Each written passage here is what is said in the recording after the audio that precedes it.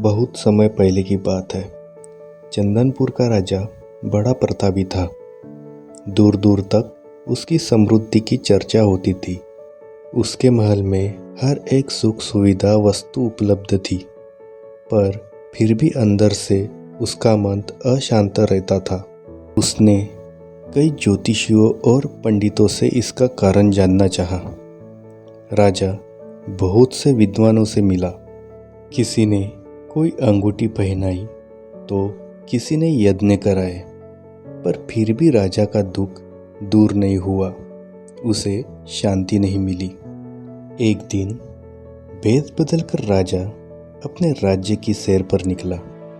घूमते घूमते वह एक खेत के निकट से गुजरा। तभी राजा की नज़र एक किसान पर पड़ती है।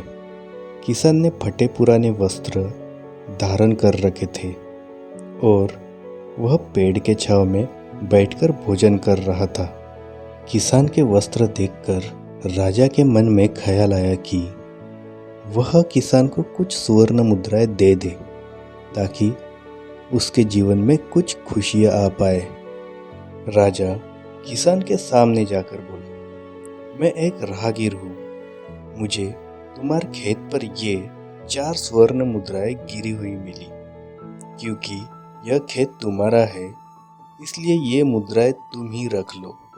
किसान बोला, ना ना सेठ जी, ये मुद्राएं मेरी नहीं है, इसे आप ही रखें या किसी और को दान कर दे। मुझे इनकी कोई आवश्यकता नहीं।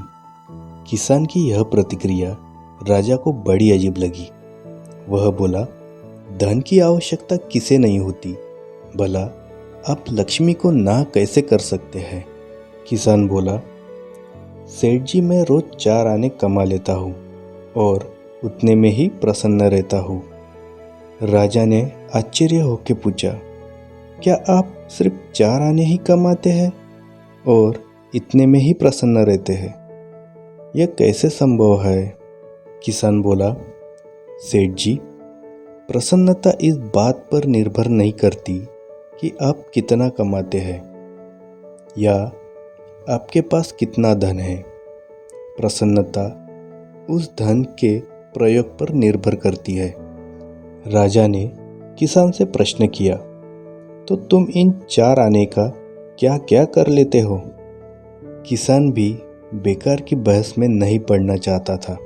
उसने आगे बढ़ते हुए उत्तर दिया, सेठ जी, इन 4 आनों में से एक मैं कुएं में डाल देता हूँ, दूसरे से कर्ज चुका देता हूँ, तीसरा उधार में दे देता हूँ और चौथा मिट्टी में गाड़ देता हूँ। राजा सोच में पड़ गए थे। उन्हें यह उत्तर समझ नहीं आया। वह किसान से इसका अर्थ पूछना चाहते थे, पर वह वहाँ से जा चुका था। राजा ने अगले दिन ही सभा बुलाई और पूरे दरबार में कल की घटना कही सुनाई और सबसे किसान के उस कथन का अर्थ पूछने लगे। दरबारियों ने अपने अपने तर्क पेश किए, पर कोई भी राजा को संतुष्ट नहीं कर पाया। अंत में किसान को ही दरबार में बुलाने का निर्णय लिया गया।